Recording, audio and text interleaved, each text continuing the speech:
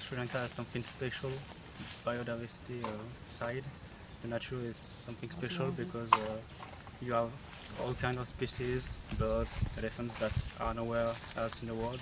So you should take special care about this, and maybe raise a little awareness to people so they understand that if they want to keep this place special, they have to work a little bit, and not throw away things in the nature like that. Because big animals get hurt, trees, plants get hurt. So we need them, they need us, and we have to work in symbiosis, So let's do better job.